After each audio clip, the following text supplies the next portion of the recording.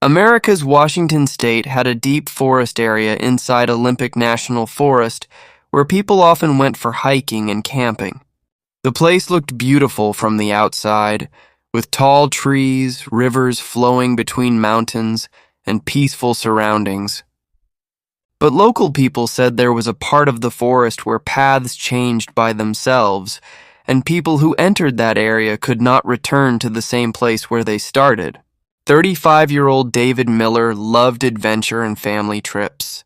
He decided to go camping and trekking with his wife Sarah, his 16-year-old son Ryan, and his 12-year-old daughter Lily. David believed that children should spend time close to nature and experience adventures they would remember forever. They packed their SUV with camping supplies and drove far away from the city toward the forest. Everyone was excited. Ryan was recording videos of the journey, and Lily was taking pictures of everything around them. When they reached the forest entrance, they saw an old warning sign that said, "Stay on the marked trail." David noticed it but did not think much about it. They started their trekking journey. At first, everything felt normal. The sound of birds, the cold wind, and sunlight passing through the trees made the forest look peaceful. But after a few hours, they found an old broken backpack lying on the trail. Sarah said, "It looks like someone's bag. Maybe a tourist lost it here." David picked it up and found an old map inside. The map had red marks and a circle around one area with a warning written on it. "Do not go beyond this point." Ryan joked, "Maybe there is a hidden treasure there." But when David looked at the map carefully, his expression changed because the marked area was exactly on the route they planned to take. He decided they should turn back.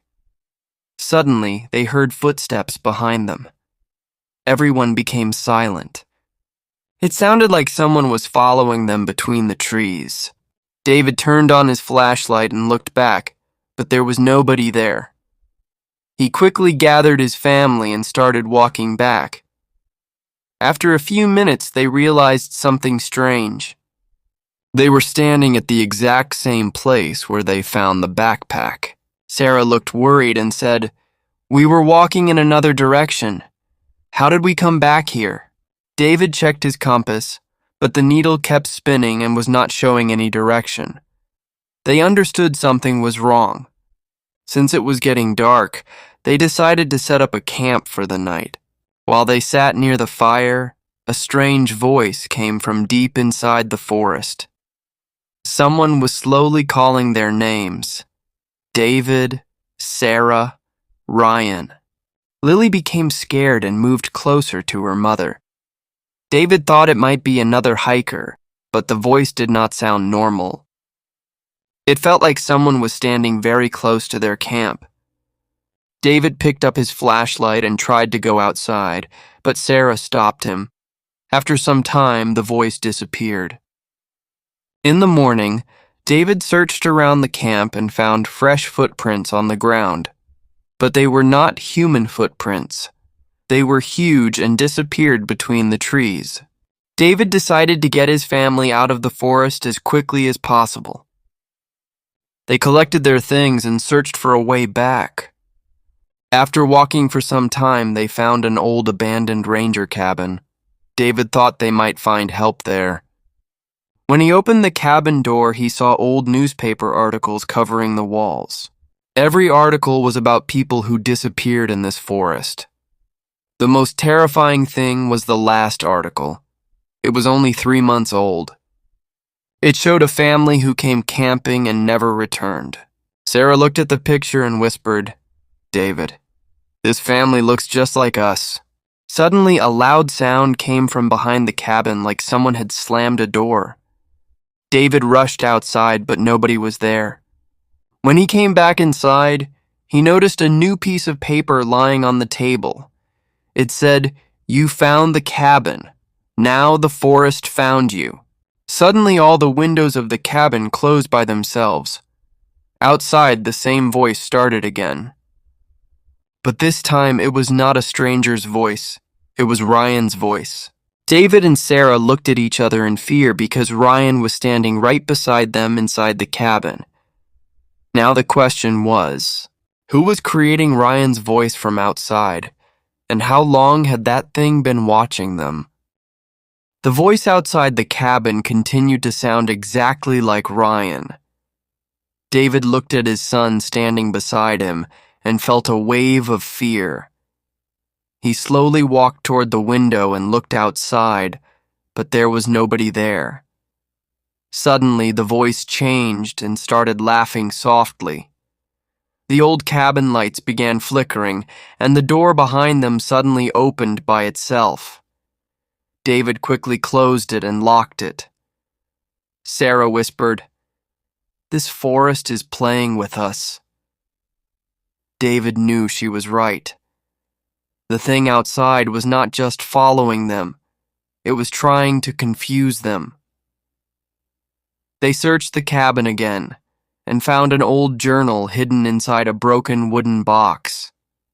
The journal belonged to a ranger named Thomas, who disappeared 20 years ago. In his final pages, Thomas wrote that the forest had a strange power. It could copy voices, create fake paths, and make people see things that were not real. But he also wrote about a secret tunnel under the forest that could lead people back home. David realized they needed to find that tunnel before the forest trapped them forever. They followed the clues from the journal and reached a hidden area behind the cabin. There was an old underground entrance covered with leaves and branches. As they opened it, a cold wind came from inside. They entered the tunnel carefully. The walls were covered with names of missing people. Suddenly, Lily stopped and pointed at one name. It was her own name written on the wall. Sarah grabbed her daughter and stepped back in fear.